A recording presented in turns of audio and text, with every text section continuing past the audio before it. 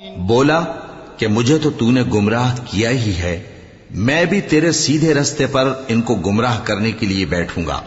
پھر ان کے آگے سے اور پیچھے سے اور دائیں سے اور بائیں سے غرض ہر طرف سے آؤں گا، اور تو ان میں اکثر کو شکر گزار نہیں پائے گا۔ اللہ نے فرمایا نکل جا یہاں سے پاجی مردود، جو لوگ ان میں سے تیری پیروی کریں گے میں ان کو اور تجھ کو جہنم میں ڈال کر تم سب سے جہنم کو بھر دوں گا، اور اے آدم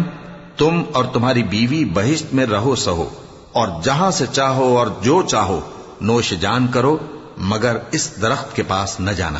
ورنہ گناہگار ہو جاؤ گے۔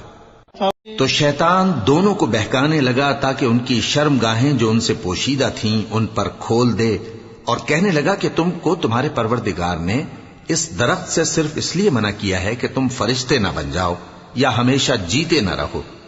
اور ان سے قسم کھا کر کہا کہ میں تو تمہارا خیر خواہ ہوں۔ غرض مردود نے دھوکہ دے کر ان کو معصیت کی طرف کھینچ ہی لیا، سو جب انہوں نے اس درخت کے پھل کو کھا لیا تو ان کی شرم گاہیں کھل گئیں، اور وہ بہشت کے درختوں کے پتے توڑ توڑ کر اپنے اوپر چپکانے اور سطر چھپانے لگے، اور ان کے پروردگار نے ان کو پکارا کہ کیا میں نے تم کو اس درخت کے پاس جانے سے منع نہیں کیا تھا، اور جتا نہیں دیا تھا کہ شیطان تمہارا کھلم کھلا دشمن ہے؟ دونوں عرض کرنے لگے کہ پروردگار ہم نے اپنی جانوں پر ظلم کیا، اور اگر تو ہمیں نہیں بخشے گا اور ہم پر رحم نہیں کرے گا تو ہم تباہ ہو جائیں گے۔ فرمایا تم سب بہشت سے اتر جاؤ،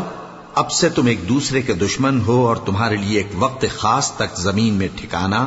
اور زندگی کا سامان کر دیا گیا ہے۔ فرمایا کہ اسی میں تمہارا جینا ہوگا اور اسی میں مرنا، اور اسی میں سے قیامت کو زندہ کر کے نکالے جاؤ گے۔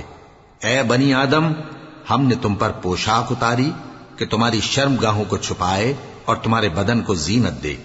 اور جو پرہیزگاری کا لباس ہے وہ سب سے اچھا ہے۔ یہ اللہ کی نشانیاں ہیں تاکہ لوگ نصیحت حاصل کریں۔ اے بنی آدم دیکھنا کہیں شیطان تمہیں بہکا نہ دے، جس طرح تمہارے ماں باپ کو بہکا کر بہشت سے نکلوا دیا اور ان سے ان کے کپڑے اتروا دیے تاکہ ان کے ستر ان کو کھول کر دکھا دے۔ وہ اور اس کے بھائی بند تم کو ایسی جگہ سے دیکھتے رہتی ہیں جہاں سے تم ان کو نہیں دیکھ سکتے۔ ہم نے شیطانوں کو انہی لوگوں کا رفیق بنایا ہے جو ایمان نہیں رکھتے، اور یہ لوگ جب کوئی بے حیائی کا کام کرتے ہیں تو کہتے ہیں کہ ہم نے اپنے بزرگوں کو اسی طرح کرتے دیکھا ہے، اور اللہ نے بھی ہم کو یہی حکم دیا ہے۔ کہہ دو کہ اللہ بے حیائی کے کام کرنے کا تو حکم نہیں دیتا، کیا تم اللہ کی نسبت ایسی بات کہتے ہو جس کا تمہیں علم نہیں؟ کہہ دو کہ میرے پروردگار نے تو انصاف کرنے کا حکم دیا ہے، اور یہ کہ ہر نماز کے وقت سیدھا قبلے کی طرف رخ کیا کرو اور صرف اسی کی عبادت کرو اور اسی کو پکارو۔